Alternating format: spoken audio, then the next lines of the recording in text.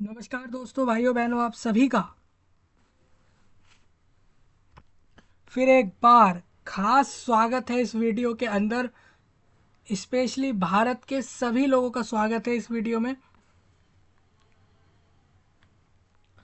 चाहे आप महाराष्ट्र, गुजरात, पंजाब, हरियाणा, दिल्ली, मध्य प्रदेश, उत्तर प्रदेश, हरियाणा, वेस्ट बंगाल, केरला, कर्नाटका, गुजरात या फिर भारत देश के किसी भी एरिया से सुन रहे हो, तो आपके लिए ये वीडियो बहुत इंपॉर्टेंट है।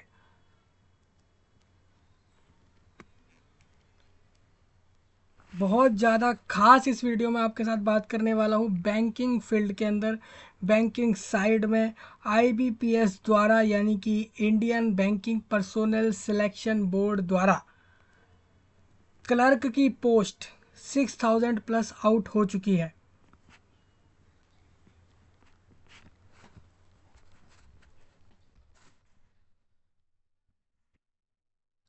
जिसका पूरा डिटेल्ड नोटिफिकेशन आपके स्क्रीन पर है। हम इसको पूरा डिस्कस करने वाले हैं इस वीडियो में।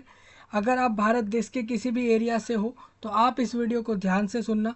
2024 में आईबीपीएस का ये दूसरा नोटिफिकेशन है विद इन 20 डेज। आपको पता है 20 दिन पहले उन्होंने एक नोटिफिकेशन मल्टीपर्पस असिस्टेंट और ऑफिसर स्केल 1, 2 और 3, इस तरीके से 4 पोस्टों पर 10,000 वैकेंसी वो पहले दे चुके थे। अब इसके अंदर उन्होंने 6,000 वैकेंसी क्लर्क पोस्ट पर दी है। अभी मैं इसके अंदर वीडियो में आपको क्लर्क पोस्ट का क्लियर कर दूंगा एक एक पॉइंट। सिलेबस, एग्ज़ाम की डेट, नोटिफिकेशन तो आ चुका है आपका, फॉर्म की डेट्स, और इसके साथ सिलेबस क्या है इसके अंदर, एलिजिबिलिटी, क्वालिफिकेशन, सैलरी, क्या काम होगा, और गवर्नमेंट जॉब है, प्राइवेट, सारे पॉइंट इस वीडियो में हम आपको डिस्कस कर देंगे।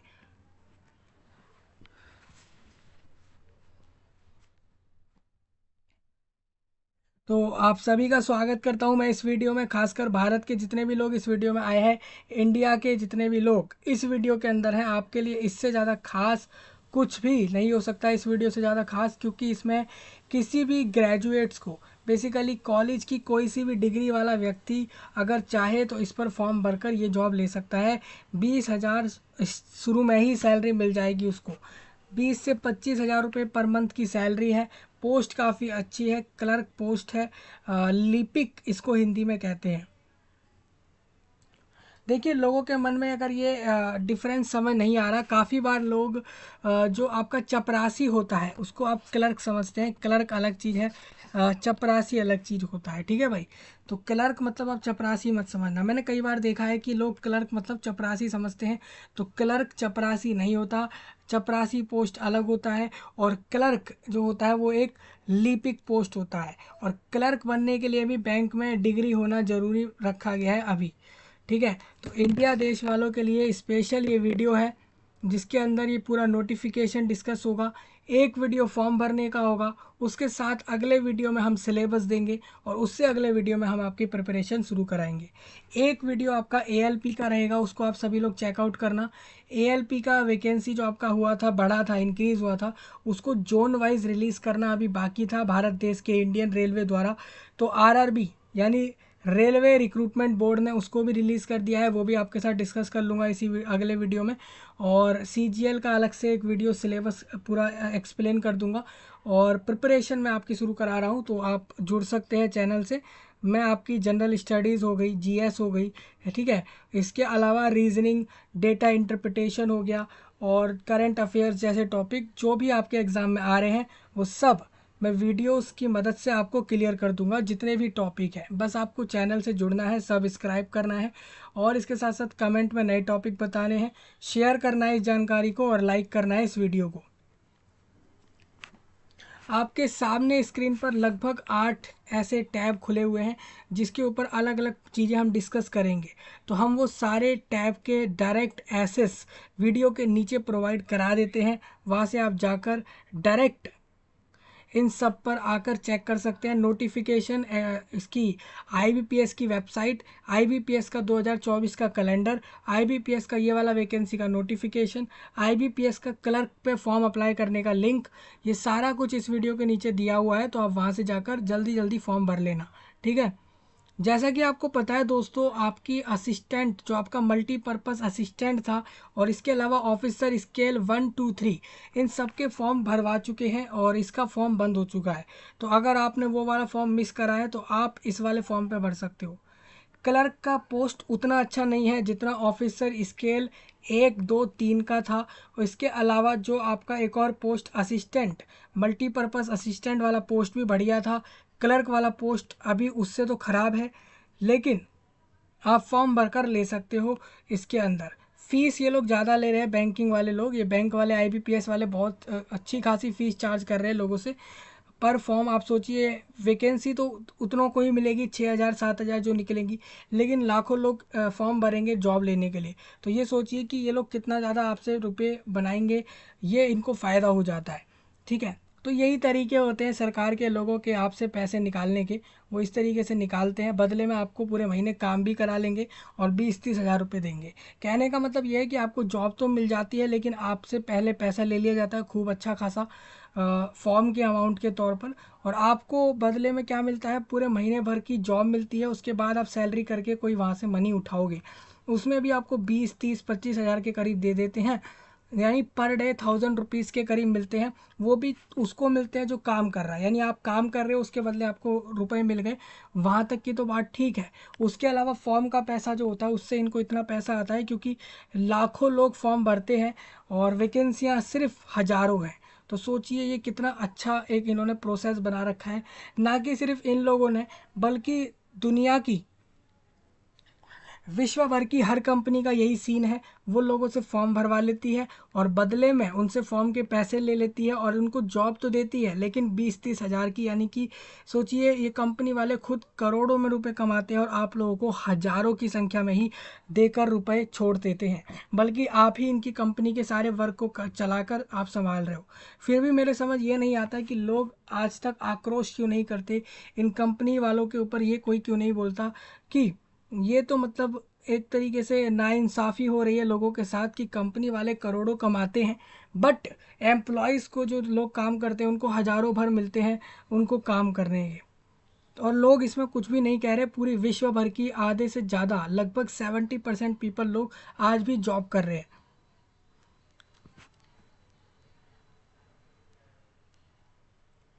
तो ये सारे पॉइंट आपको बिल्कुल समझ आने चाहिए। आपके सामने सरकारी जॉब फाइंड.com नाम की वेबसाइट है, आईबीपीएस वेबसाइट भी है इसके अंदर। आईबीपीएस वेबसाइट का लिंक, नोटिफिकेशन का लिंक, कैलेंडर का लिंक, अप्लाई लिंक सब दे दिया है मैंने। एक वीडियो सिलेबस का, और उसके बाद हम तैयारी शुरू कराएंगे इधर ही, तो आप जुड़ सकते हैं। आप बहुत बहुत सारी जानकारियाँ हम इधर लेने वाले हैं, बहुत सारी चीज़ें लेंगे, ठीक है। हम इसी चैनल पर लेंगे। और इसके अलावा हमने टेलीग्राम का चैनल है हमारा, व्हाट्सएप का चैनल है, और इसके अलावा हमारा ट्विटर पेज भी है। हमने बोला है कि जहाँ जहाँ आप चाहें आप हमें फॉलो कर सकते हैं, हम आप हमसे ज्वाइन हो सकते हैं, क्योंकि हम आपके लिए बहुत कुछ चीज़ें लाने वाले हैं इधर। अभी एक एक चीज़ आने आती जाएगी, बस आप लेते जाइए, जो भी चीज़ें आती जा रही हैं देखते जाइए, बहुत चीज़ें इधर आनी है, ठीक है। तो इसमें सिर्फ भारत के लोग एलिजिबल हैं। इस वाले वीडियो में सिर्फ भारत के लोगों के लिए खास है। जो अदर कंट्रीज़ वाले हैं उनसे इतना ही कहूँगा कि आप भी चैनल से जुड़िए। आपको भी जल्द से जल्द नई नई चीज़ें मिलने लग जाएंगी इसी चैनल पर, जो आपके लिए काफ़ी अच्छी होंगी, बेहद बढ़िया होंगी। उम्मीद है सारा कुछ सबको समझ आ रहा है। तो सरकारी जॉब फाइंड नाम की वेबसाइट, आईबीपीएस की वेबसाइट, और सबके लिंक मैंने प्रोवाइड कराए हैं वीडियो के नीचे, ठीक है जी। चलिए हम आगे बढ़ रहे हैं इसके अंदर। तो सरकारी जॉब फाइंड एक ऐसी वेबसाइट है जिस पे काफ़ी सारे एडमिट कार्ड, रिजल्ट, और खासकर जॉब सर्च, काफ़ी तरीके की जॉब वगैरह दिखाई जाती है इधर, कि ये नई जॉब आई है, वो नई जॉब आई है, तो सब तरीके की चीज़ें यहाँ पर मिलने लग जाती है। तो ये वेबसाइट बहुत अच्छी मान सकते हो आप इन सब काम के लिए। तो हम आगे बढ़ते हैं इसके अंदर, और हम जल्दी से क्लर्क वाला नोटिफिकेशन आपका डिस्कस कर देते हैं, क्योंकि वो बहुत इंपॉर्टेंट है। तो देखिए IBPS CRP मतलब कॉमन रिक्रूटमेंट प्रोसेस होगा इस बार, मतलब कि एक सामान्य भर्ती प्रक्रिया होती है क्लर्क के लिए। ये 14वीं बार हो रही है, मतलब इससे पहले 13 बार क्लर्क की रिक्रूटमेंट हो चुकी है। ये 14वीं बार क्लर्क की वैकेंसी आई है IBPS की भारत देश में। इसके साथ साथ ऑनलाइन फॉर्म भरना है इसके लिए। और इसमें आप थोड़ा नीचे आते हो तो इसमें मैं आपको बता देता हूँ, आपकी जो यहाँ पर ऑफिसर स्केल वाली जितनी भी पोस्टें हैं उसमें ग्रेजुएशन मांगी जाती है। क्लर्क के लिए भी ग्रेजुएशन चाहिए होती है। बैंकों में एसओ बनना या पीओ बनना में भी आपको जो है ग्रेजुएशन मांगते हैं। हो सकता है कुछ ऐसी पोस्टें भी इधर आती हों जिसमें जिसमें 12th पास से काम चल जाता हो, क्योंकि बहुत बहुत से ऐसे लोग होते हैं जो 12वीं के बाद पढ़ाई नहीं करते हैं, और बहुत से ऐसे लोग होते हैं जो PhD तक जाते हैं। ठीक है जी। मेरी बात चल रही है यूट्यूब पे काफ़ी सारे टीचर्स से। मैं ट्राई कर रहा हूँ कि इन लोगों से कांटेक्ट करूँ, जैसे RWA है और भी 2-4 टीचर हैं, इनसे मेरी बात चल रही है कि भाई अगर जैसे आप जानते हो कि हम प्रिपरेशन आपको कराएंगे ही, सारे एग्ज़ाम्स की कराएंगे जितनों की पॉसिबल होगी। ठीक है, बाकी आपको मैं बता दूँ, आप इसके अंदर मेरे द्वारा एक बात सुन लीजिए। RWA से आप प्रिपरेशन शुरू कर सकते हैं बैंकिंग के लिए, अगर वो कराते हैं, उनका कोर्स आता है तो। हाँ, लेकिन किसी का भी कोर्स खरीदिए मत। मैं बिल्कुल साफ कहता हूँ, चाहे वो RWA हो, फिज़िक्स वाला हो, ठीक है जी, चाहे वो फिज़िक्स वाला हो, चाहे वो RWA हो, ठीक है, चाहे कोई दूसरा प्लेटफॉर्म हो पढ़ाने वाला, जैसे कि अड्डा 24/7, किसी इनमें से किसी का भी कोर्स मत लो। इस समय पे तो आप किसी का कोर्स लेकर पढ़ो ही मत। यूट्यूब पर सब कुछ फ्री है, आप वहीं से पढ़कर सारे एग्ज़ाम्स निकालो। किसी के कोई कोर्स वोर्स लेने की ज़रूरत नहीं है। बिना किसी बात के किसी को अमीर मत बनाओ। आप भी देखते होंगे, आपको मुश्किल से एक जॉब मिलती है, लेकिन ये जो कोर्स वगैरह बेचने वाले लोग हैं ये काफ़ी रुपए बना लेते हैं। ठीक है, मैं नाम नहीं ले रहा, 2-4 के नाम मैंने लिए हैं, लेकिन आप उनके कोर्स लेना चाहे तो लीजिए, लेकिन आप फ्री में प्रिपरेशन यूट्यूब से कर सकते हैं। तो मेरे हिसाब से आपको किसी के भी कोर्स को लेने की ज़रूरत नहीं है, क्योंकि आप फ्री में यूट्यूब पर सारी प्रिपरेशन कर सकते हैं। मैं खुद भी कराऊंगा और भी लोगों ने करा रखी है। तो आप मत लीजिए किसी का कोर्स, ऑफलाइन में लीजिए, ऑनलाइन में तो बिल्कुल मत लीजिए, क्योंकि ऑनलाइन में सारे लोग वही डिटेल्स उठा के प्रेजेंटेशन मार के PPT करके आपको समझा देंगे सारी चीज़ें।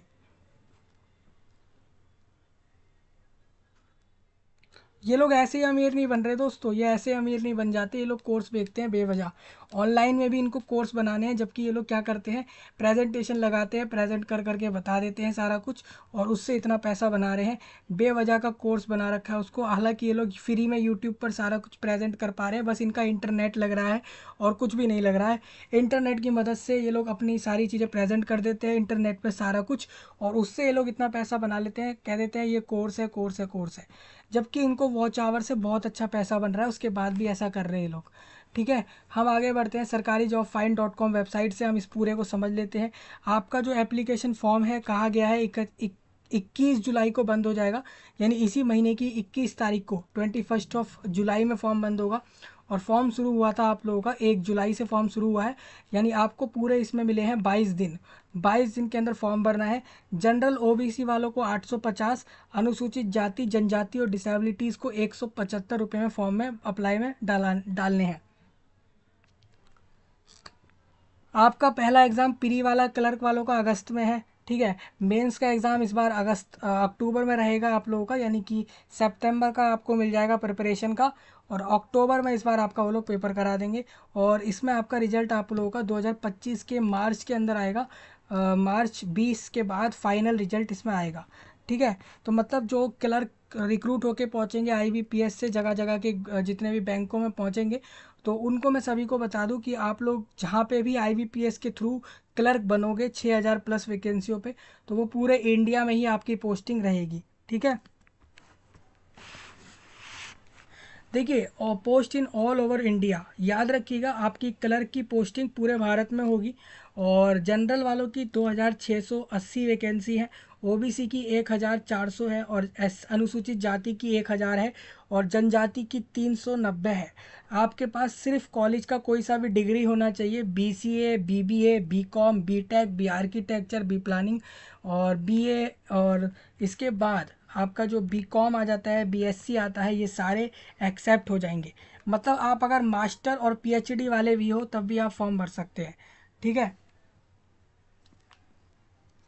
हाँ, इसमें एज आपकी जो है 20 से 28 के बीच में है, यानी आप 20 से 28 के बीच वाले फॉर्म भर सकते हैं सभी लोग। और 1 जुलाई 2024 वाले दिन जो एज थी वहाँ वो यहाँ पर रहेगी, ठीक है। हाँ, वैकेंसी आप देख लो एक बार कि किस राज्य में कितनी वैकेंसियाँ आई हैं, तो आपके स्क्रीन पर दिख रहा होगा ये। थोड़ा आप नीचे आते हो तो आपको अप्लाई करने का लिंक और नोटिफिकेशन और वेबसाइट का लिंक दिख रहा है, यहाँ से आप चेकआउट कर लेना, ठीक है। तो जैसा हम देख पा रहे हैं आईबीपीएस के वेबसाइट पर 1 जुलाई को 1 जुलाई को दो नोटिस दिए गए हैं। पहला अप्लाई करने का लिंक, दूसरा नोटिफिकेशन, और उसके नीचे 15 जनवरी का आपका कैलेंडर है इस साल का, कि इस साल कौन कौन से दिन क्या क्या हो रहा है, तो वो आप यहाँ से चेक कर सकते हो। अब मैं इसको हटाऊँ जरा और इधर आगे चलूँ, तो आप यहाँ पर आते हो तो आपको अप्लाई करने का लिंक मिलेगा, नोटिफिकेशन का लिंक मिल जाएगा। और 30 जून को यहाँ पर ये आ गया था, 30 जून को ही बता दिया था कि आपका फॉर्म 1 जुलाई से शुरू होगा, ठीक है। ये आप समझ गए। अब इसमें मैं आपको दिखा देता हूँ, ये 30 जून का जो नोटिस था 30 जून का, वो ये था कि सीआरपी क्लर्क की वैकेंसी आई थी। सीआरपी मतलब common recruitment process for clerk recruitment.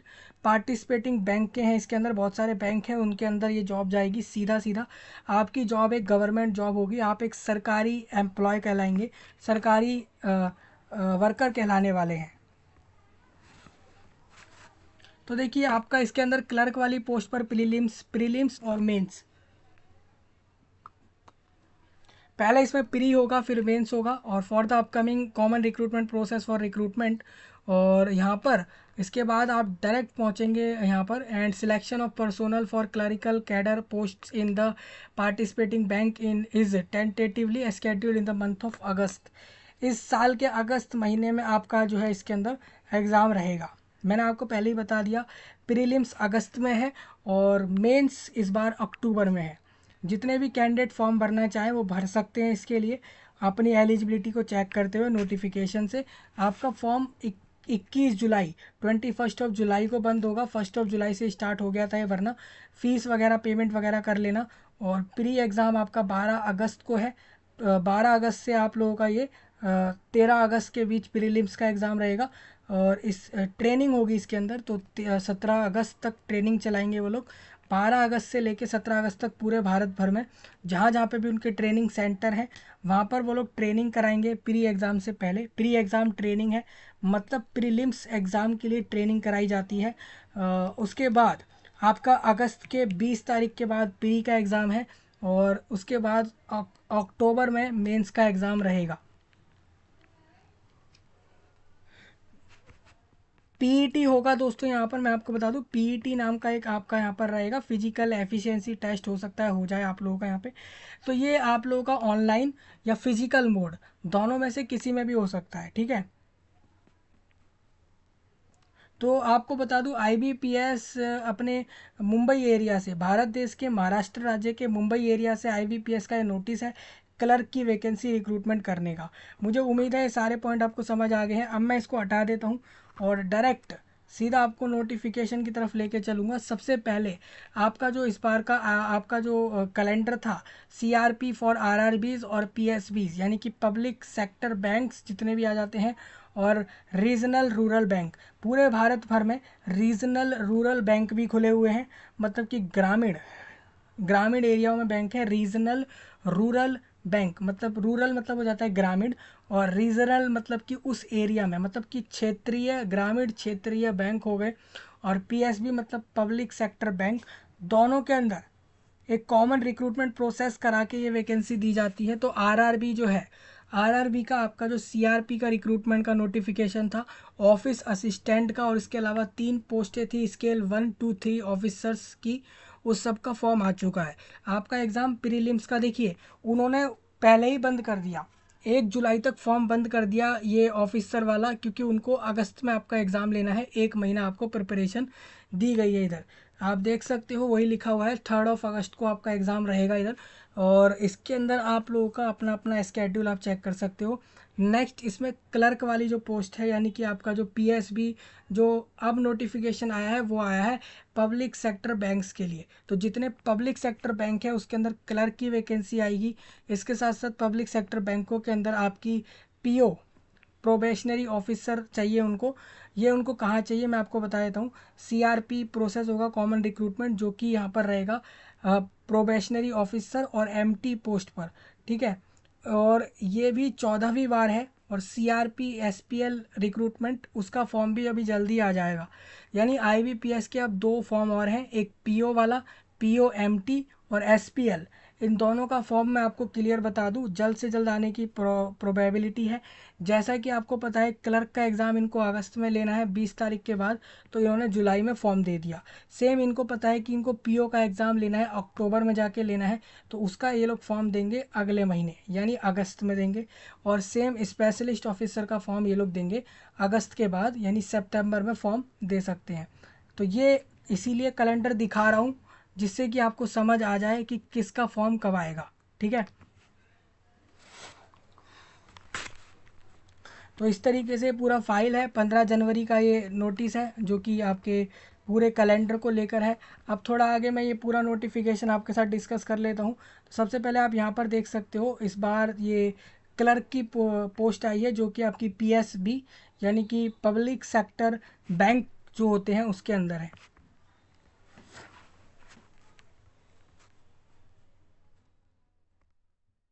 तो आप देखोगे कि आपको 30 मार्च, जो आपका 30 मार्च 2025 वाला दिन होगा, तब तक आपको दिख जाएगा कि किस किस को वैकेंसी मिल चुकी है। फाइनल रिजल्ट उस दिन तक आ जाएगा क्लर्क वालों का। तो इस वीडियो में हमारा जो नोटिस का पूरा टॉपिक है वो मैं आपको बता देता हूँ। सबसे पहले मैं आपको सारे बैंक बता देता हूँ, पार्टिसिपेटिंग बैंक और एज क्राइटेरिया और बाकी एलिजिबिलिटी सारी क्लियर कर दूंगा इस वीडियो में। तो ये सब आप ध्यान से देखिएगा, आपको बहुत अच्छे से समझ आएंगी ये सारी चीज़ें, ठीक है। अप्लाई करने के लिए आप इस पर क्लिक करके भी जा सकते हो, अदर से भी अदर लिंक भी मैंने दे रखा है, तो आप वहाँ से भी चेक कर सकते हो, ठीक है। तो इसमें आपको बता देता हूँ, जो आपका क्लर्क वाली पोस्ट आई है वो कहाँ कहाँ आई है। क्लर्क जो पोस्ट है आप लोगों की, वो आपकी पब्लिक सेक्टर बैंक में आई है, जैसे कि बैंक ऑफ बड़ौदा एक बड़ा बैंक है, Canara Bank, Indian Overseas Bank और UCO Bank, Bank of India, Central Bank of India, Punjab National Bank PNB और UBI Union Bank of India और Bank of Maharashtra, Indian Bank और Punjab and Sind Bank. Basically दोस्तों, भारत देश में ही नहीं, दुनिया के हर एरिया में बहुत सारे बैंक चल रहे होते हैं। लेकिन अगर भारत की बात करूँ तो वहाँ पे PSB बैंक भी बहुत सारे हैं। लेकिन उनमें से किस बैंक को अपने पार्टिसिपेट करना है इस वैकेंसी के लिए, वो पहले ही बता देता है IBPS को। फिर उसके बाद उसका नोटिफिकेशन में नाम डलता है और फिर उसके हिसाब से उसकी वैकेंसी के वहाँ पे रिक्रूटमेंट चलती है, ठीक है। अब बात आती है एलिजिबिलिटी क्राइटेरिया, तो बहुत सिंपल है, आपके पास कोई एक डिग्री वगैरह होनी चाहिए कॉलेज वगैरह की, वो आपकी एलिजिबिलिटी हो जाती है। अगर मेरे से पूछो इस नेशनैलिटी की, तो आप भारत में, पूरे भारत भर में से कहीं से भी फॉर्म भर सकते हो। आप भारत में रह रहे होने चाहिए। आप नेपाल देश में अगर रहते हो तब भी आप फॉर्म भर सकते हो, अगर आप नेपाल के, नेपाल, भूटान और इसके अलावा तिब्बतन रेफ्यूजी यानी कि तिब्बत वाले एरिया में गए और वहाँ से भारत आ गए 1962 के पहले जनवरी से पहले पहले आ गए, चाहे Kenya, Uganda, Pakistan, Burma, Sri Lanka और ईस्ट अफ्रीकन कंट्रियों में जाकर भी अगर आप मलावी, ज़ेर और इथियोपिया और वियतनाम से भी अगर आप भारत आए हो परमानेंटली रहने के लिए, तो आप फॉर्म भर देना, ठीक है। मतलब नागरिकता तो भारत की ही चाहिए। दूसरे देश में जाकर अगर आप वापस भारत आए हो परमानेंटली रहने के लिए, तो आप फॉर्म भर सकते हैं। मतलब आप हैं भारत के ही, लेकिन दूसरे देश गए और अब आपको समझ आया कि हमें तो भारत ही जाना है, परमानेंटली वही रहना है, तो आप तब भी फॉर्म भर सकते हैं। आपकी उम्र 20 से 28 के बीच रहनी चाहिए और ये आपकी 1 जुलाई 2024 में 28 से कम होनी चाहिए। अगर आप एक SC ST हो तो आपको 5 साल की छूट, OBC को 3 साल की, ये ऊपरी एज में, यानी 28 साल के बाद आप 33 साल के होने तक फॉर्म डाल सकते हैं। OBC में 3 साल, डिसेबिलिटीज़ को 10 साल का रिलैक्सेशन मिलेगा, जो कि GOI गवर्नमेंट ऑफ इंडिया इसमें नियम बना रहा है, ठीक है। अब क्या डिसेबिलिटी वाले लोग फॉर्म भर सकते हैं, तो उसके लिए आप ये पॉइंट रीड कर लेना, ये हम पढ़ नहीं रहे हैं, इसको हम छोड़ दे रहे हैं यहाँ पे, तो ये आप पढ़ना जरूर, मैं इसको स्किप कर रहा हूँ अभी।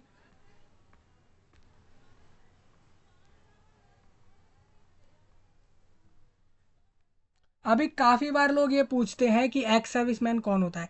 भाई मान के चलो आप भारत देश की किसी नेवी आर्मी एयरफोर्स में गए, वहाँ काम करके आ गए, ठीक है।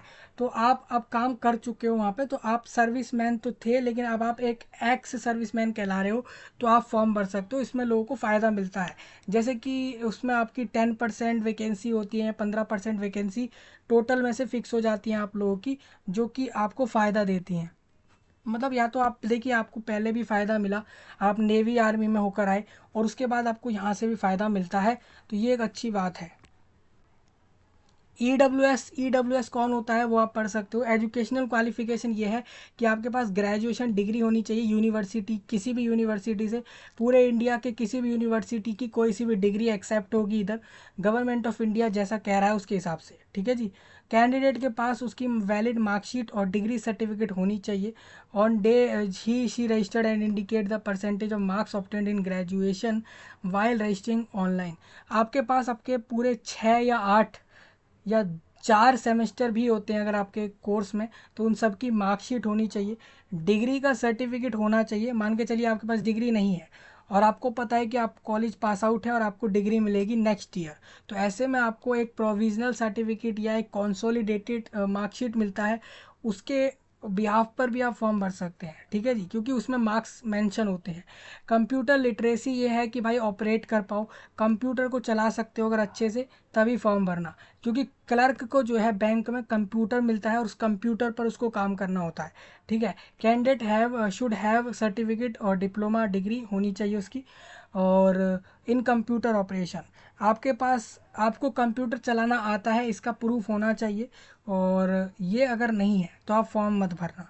मतलब सिर्फ डिग्री आपके पास है किसी भी कोर्स की, उसके साथ साथ कंप्यूटर चलाना आता है, लेकिन कंप्यूटर चलाने का कोई प्रूफ सर्टिफिकेट नहीं है, तो आप फॉर्म मत भरिएगा। जैसा लिखा भी है, कैंडिडेट के पास एक सर्टिफिकेट होना चाहिए कंप्यूटर ऑपरेशन में या फिर लैंग्वेज में, और जिसको भी उसने पढ़ा है, ठीक है। शुड हैव स्टडीड कंप्यूटर और IT in the high school college institute. मतलब आपके पास कोई अलग से कंप्यूटर चलाने का सर्टिफिकेट नहीं चाहिए, कॉलेज के कोर्स के में ही आपका कोई ऐसा सब्जेक्ट हो जिसमें कंप्यूटर की पढ़ाई आई हो, तो भी आप फॉर्म भर सकते हैं, ठीक है।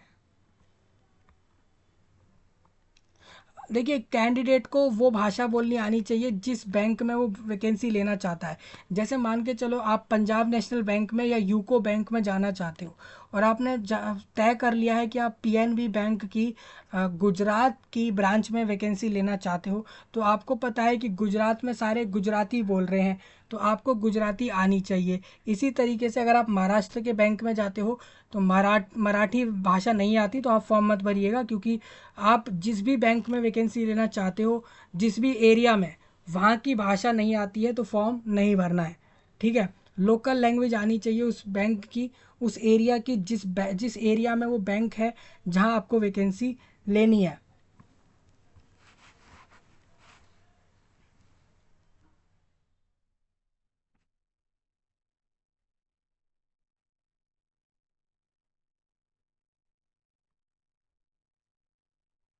अभी किसी के मार्क्स अगर सीजीपीए में हो या ओजीपीए में हो, तो उसको परसेंटेज में कन्वर्ट कर लेना बहुत सिंपल प्रोसेस है। ऑनलाइन पे आप डायरेक्ट ऑनलाइन पे सिंपल टाइप करिए सीजीपीए टू परसेंटेज या ओजीपीए टू परसेंटेज, तो वहाँ पे वो सारा प्रोसेस आपको वहाँ से मिल जाएगा। एप्लीकेशन फ़ीस आपकी 850 रुपये है, और अगर आप किसी रिजर्व कैटेगरी से हो तो 175 रुपये में आप पूरे इंडिया से फॉर्म भर सकते हो।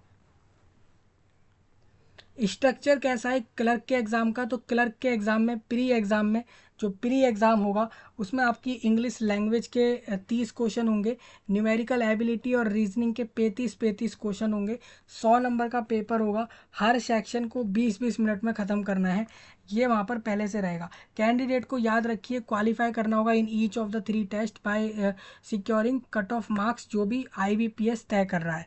मतलब इसका एग्ज़ाम पैटर्न थोड़ा सा अलग है।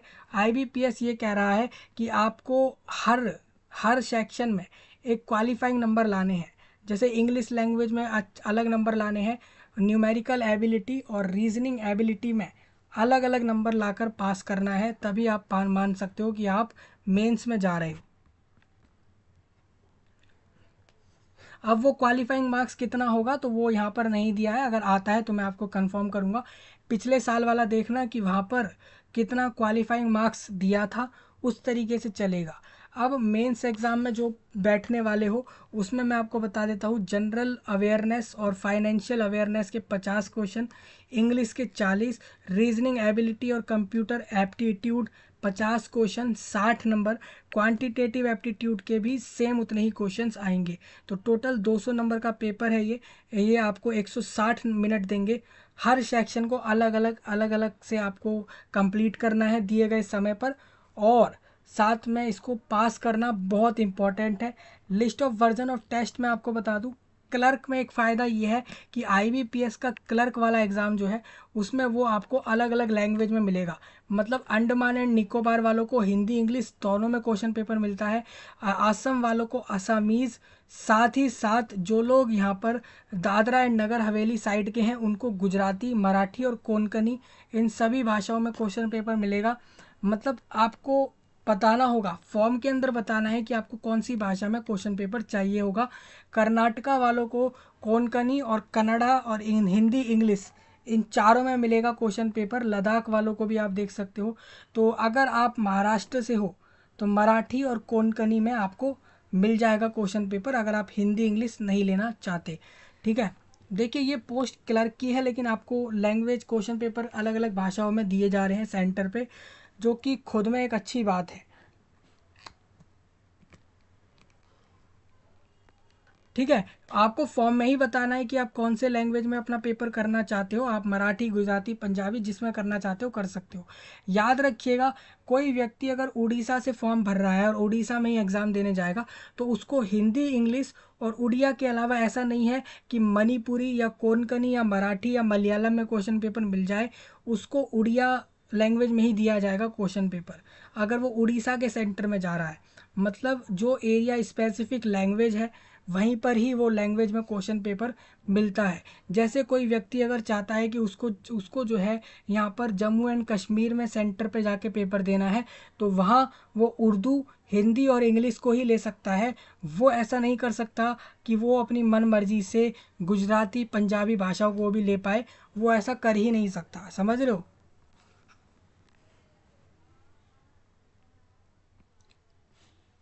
तो ये कुछ पॉइंट हैं, आप फॉर्म भरते में इतना याद रखना है, कुछ डॉक्यूमेंट्स आपको रेडी करने होंगे फॉर्म भरते समय पे। और जब आप एग्ज़ाम सेंटर पे जाओगे एडमिट कार्ड लेकर, तो वहाँ पर भी आप अपना एक आईडी प्रूफ वगैरह ज़रूर लेकर जाना, क्योंकि वो वहाँ लेकर जाना ज़रूरी बोलते हैं वो। ठीक है, अब देखिए प्रीलिम्स और मेंस दोनों में रॉन्ग आंसर पे पेनल्टी है क्या? तो यहाँ पर पेनल्टी है। आपका दोनों पेपर प्रीलिम्स और मेंस दोनों ही आईबीपीएस ऑब्जेक्टिव बेस्ड लेगा, मतलब हर क्वेश्चन में आपको ऑप्शन देगा और उसमें से अगर आप गलत कर देते हो तो आपका 1/4 मार्क्स काटेगा। जैसा कि लिखा हुआ है, कैंडिडेट को 1/4 मार्क्स काट लिए जाएंगे अगर वो गलत आंसर करता है, और सही करता है तो जितने नंबर का क्वेश्चन है उतने नंबर मिलेंगे। सपोज मान के चलिए आपका क्वेश्चन 2 नंबर का है, तो गलत करोगे तो 0.50 कटेगा और सही करोगे तो 2 मिल जाएंगे। गलत करते हो अगर, तो अगर आप 3 नंबर का क्वेश्चन कोई आ जाए मान लेते हैं, तो उसका 1/4 नेगेटिव में जाएगा, और सही किया तो आपका पूरा पूरा नंबर मिलेगा। अब कैंडिडेट को ये जानना है कि उसको ऑनलाइन मेंस एग्जाम में कितने मिनिमम मार्क्स लाने हैं कट ऑफ क्लियर करने के लिए। मतलब प्रीलिम्स में तो इन्होंने कहा है कि आपको हर सेक्शन में अलग अलग नंबर लाने होंगे, क्वालिफाई करना होगा तभी आप मेंस में जाओगे। लेकिन क्या आपको मेंस के अंदर कोई मिनिमम मार्क्स लाने हैं अपने सिक्योरेंस के लिए, आपका चांस बढ़ाने के लिए कि आपको जॉब मिलेगा? तो मिनिमम स्कोर मैं आपको बता देता हूँ, depending upon the state vacancies. तो कट ऑफ डिसाइड होगी कैंडिडेट के लिए प्रोविजनल अलॉटमेंट। तो completion of provisional allotment process score. ठीक है, तो मेंस के एग्ज़ाम के बाद ये आईबीपीएस तय करेगा कि उसको मेंस के अंदर कितनी कट ऑफ रखनी है। आईबीपीएस ये भी कह रहा है कि किस राज्य में और किस यूनियन टेरिटोरी में कितनी वैकेंसी आई है, मतलब कितनी किस यूनियन टेरिटोरी या राज्य में जितनी वैकेंसी आ रही हैं उसके आधार पर भी डिसाइड निर्भर करता है कि वहाँ की कट ऑफ कितनी जाए। मतलब मान के चलिए किसी जगह पर ज़्यादा वैकेंसियाँ हैं, ठीक है, तो उसका कट ऑफ स्वाभाविक सी बात है कि उसका कट ऑफ वो लोग कम रखेंगे, जिससे कि ज़्यादा लोगों का सिलेक्शन हो जाए और उनको वहाँ जॉब मिल जाए। लेकिन जहाँ पर वैकेंसियाँ कम हैं उसकी कट ऑफ ज़्यादा रखनी होगी, जिससे कि लोग वहाँ पर कम सिलेक्ट हों, और क्योंकि जॉब ही कम को मिलनी है वहाँ पर, तो इसीलिए वहाँ का कट ऑफ हाई जाता है। जहाँ वैकेंसी कम होती है कट ऑफ हाई जाता है, जहाँ वैकेंसी ज़्यादा होती है तो कट ऑफ कम हो जाता है। आईबीपीएस को तय करना है कि मेंस की कट ऑफ क्या बनाई जाएगी। क्या वो आपको बताएगा पहले? तो वो हमें नहीं पता, अगर बताता है तो मैं आपके साथ शेयर करूँगा, ठीक है। आपका सिर्फ मेंस का एग्ज़ाम ही लिया जाएगा आपकी फाइनल मेरिट लिस्ट तैयार करने के लिए। स्कोर जो भी आपके ऑनलाइन एग्ज़ाम में आ रहे हैं वो आप याद रखिएगा, आपका स्कोर जो भी एग्ज़ाम में आएगा हर कैंडिडेट का अलग अलग सेशन में अगर होता है कोई, तो वो नॉर्मलाइज्ड होके आएगा। एक परसेंटाइल स्कोर होता है, एक्चुअल मार्क्स और एक्चुअल परसेंटेज बेस पर नहीं मिलता है। जब भी आपका कोई ऐसा एग्ज़ाम होता है जो एक से ज़्यादा शिफ्ट में होता है, तो वहाँ पर हर किसी कैंडिडेट का स्कोर परसेंटाइल में दिया जाता है, ना कि उसको एक्चुअल परसेंटेज और मार्क्स में नहीं देते। Scores up to 2 decimal points shall be taken for the further purpose of calculation. आपके नंबर के आगे 2 decimal point max to max लगाए जाएंगे आपके नंबर बताने के लिए। एग्जामिनेशन सेंटर अगर किसी को जानना है तो वो मैं एक बार क्लियर कर देता हूँ, प्रीलिम्स कहाँ होगा, मेंस कहाँ होगा, उसका सेंटर मैं आपको अभी दिखा देता हूँ, तो वो भी आप समझ लेना, ठीक है। तो अब इसमें एक मैंने पॉइंट बोला था कि प्री एग्जामिनेशन ट्रेनिंग कराएंगे। तो प्री एग्जामिनेशन ट्रेनिंग ऑनलाइन भी हो सकती है, फिजिकल मोड में भी हो सकती है। मैंने आपको जो पीछे बोला था पीईटी, वो फिजिकल कोई अलग कोई फिजिकल चीज़ नहीं हो रही, वो प्री एग्जामिनेशन ट्रेनिंग हो रही है पीईटी, जो कि ऑनलाइन या ऑफलाइन जैसे मर्जी हो सकती है, जिसमें कुछ लिमिटेड कैंडिडेट्स को एससी और एसटी वर्ग के, ओबीसी और माइनॉरिटी वर्ग के पूरे भारत देश भर से उनको ले लिया जाएगा। आप फॉर्म में बता देना कि हमें ट्रेनिंग चाहिए एग्ज़ाम से पहले, तो आपको वो दी जाएगी, जो कि अगरतला, आगरा, अहमदाबाद और अमृतसर और छत्रपति संभाजी नगर और बालासोर, बहरमपुर और बेंगलुरु, भोपाल, भुवनेश्वर, चंडीगढ़, चेन्नई और कोयम्बटूर, देहरादून, धनबाद, गोरखपुर और गुलबर्गा, गुवाहाटी और हुबली और हैदराबाद, इंदौर और जबलपुर, जयपुर और जम्मू, जोधपुर और करनाल जैसे एरियाओं में मिलेगी, ठीक है। मतलब अगर आप इन एरियाओं के नहीं हो तो क्या आप इस ट्रेनिंग को नहीं ले सकते? तो इन्होंने साफ बोला है जितने भी लोग एससी एसटी इन वर्गों से आते हैं, ठीक है, और इन एट सर्टेन सेंटर्स, तो आप इन सब वर्गों से आते हो अगर, तो आपको ट्रेनिंग मिल जाएगी। वो ट्रेनिंग इन्हीं जगहों पे होगी, जैसे आगरा है, अगरतला है, या फिर आपका औरंगाबाद या भोपाल या धनबाद या फिर मुंबई या मुजफ्फरपुर में ही ट्रेनिंग मिलेगी। बाकी जितने एरिया पूरे देश के बच गए हैं उनमें ट्रेनिंग तो नहीं होगी, लेकिन आप इन एरियाओं में जा सकते हो, ठीक है। कहने का मतलब ये है, अगर आप एस सी एस टी हो या इन वर्ग से आते हो तो आप ट्रेनिंग के लिए फॉर्म डाल सकते हो, ट्रेनिंग के बारे में फॉर्म में बता सकते हो, लेकिन आप ट्रेनिंग के लिए यहाँ पहुँचोगे तभी आपको फ़ायदा मिलेगा, ठीक है।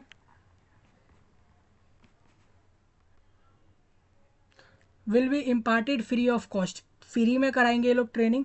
ऑल अदर एक्सपेंसेस रिगार्डिंग की भाई ट्रैवलिंग हो गई, बोर्डिंग हो गई, लॉजिंग हो गई etcetera, will have to be borne by the candidate for attending the training at the designated center, depending on the response and administrative feasibilities etc. The right of cancel of any of the pre-examination training centers and add some other centers alternate arrangement is IBPS।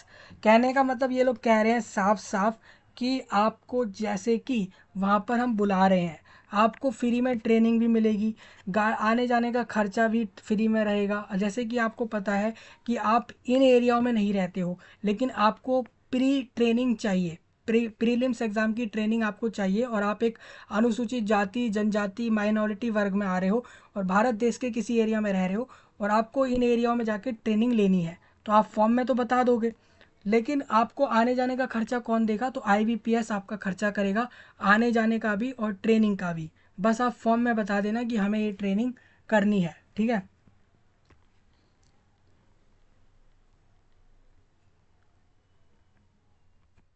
देखिए जैसा कि आपको पता है कि आपका जो mains का एग्ज़ाम हो रहा है क्लर्क का, वो 200 नंबर का हो रहा है, ठीक है।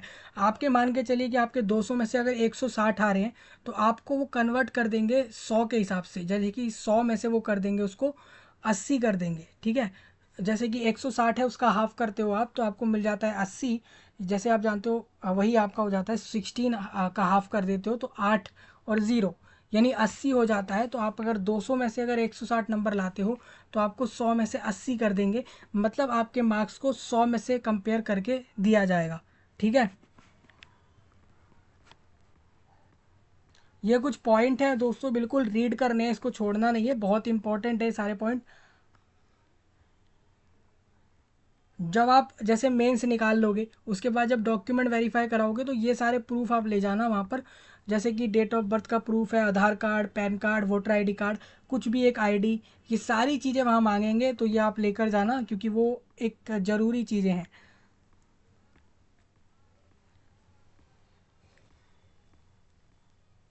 अप्लाई करने का प्रोसेस इन लोगों ने यहाँ पे दे रखा है, वैसे तो मैंने आपको बता ही दिया है।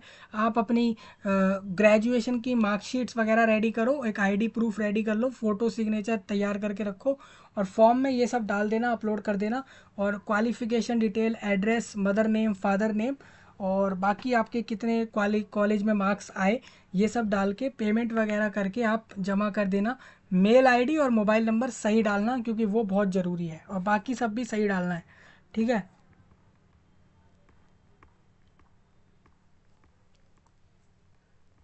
तो ये जनरल इंस्ट्रक्शन है, इसको आप ज़रूर पढ़ना। तो मैंने कहा कि भाई क्लर्क वाली वैकेंसी है, एक इम्पोर्टेंट वैकेंसी है, तो लोगों को बता दूं यहाँ पर।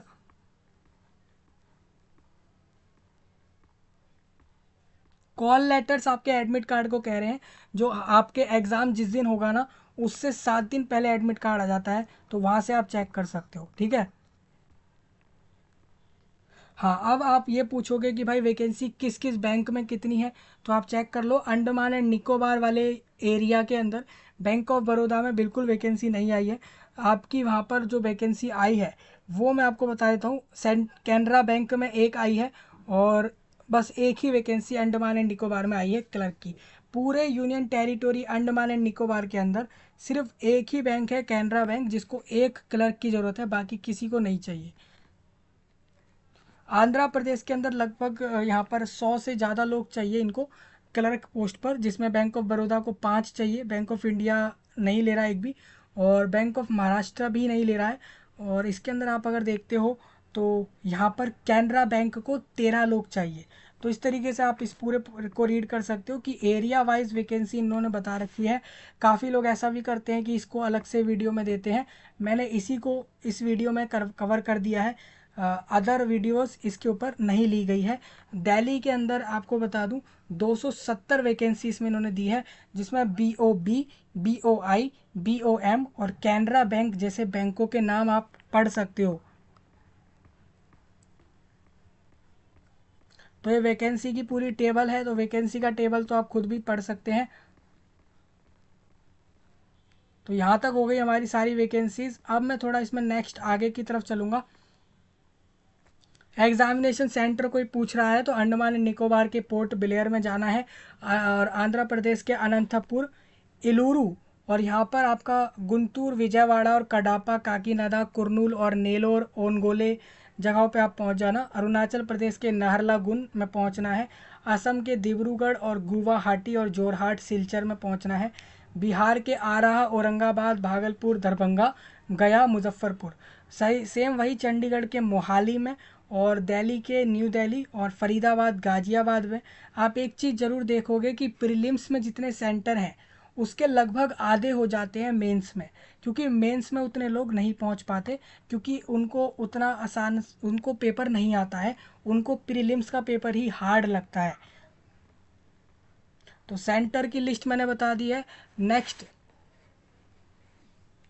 कौन कौन से डॉक्यूमेंट फॉर्म में लगाने हैं, तो फ़ोटो लगानी है, सिग्नेचर लगाना है, अपने लेफ़्ट साइड वाले हैंड की जो आपका अंगूठा है उस पर आपको इंक लेनी है, और उस इंक को जैसे स्टैंप करते हो ना आप, वो वाला स्टैंप लेना है, और उसका थंब इम्प्रेशन एक पेज पे करके उसका फ़ोटो बना के डालना है। ठीक है जी।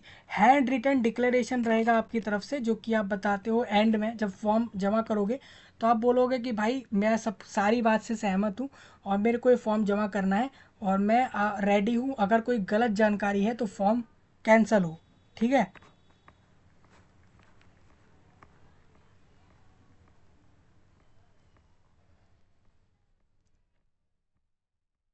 अब आपके जो कास्ट सर्टिफिकेट है वो आ चुके हैं। SC ST के सर्टिफिकेट्स जो आपके पास पहले से बने होने चाहिए, जिनके पास भी नहीं बना हुआ 21 जुलाई से पहले अपना कास्ट सर्टिफिकेट वगैरह सब कुछ बनवा के रेडी रखो।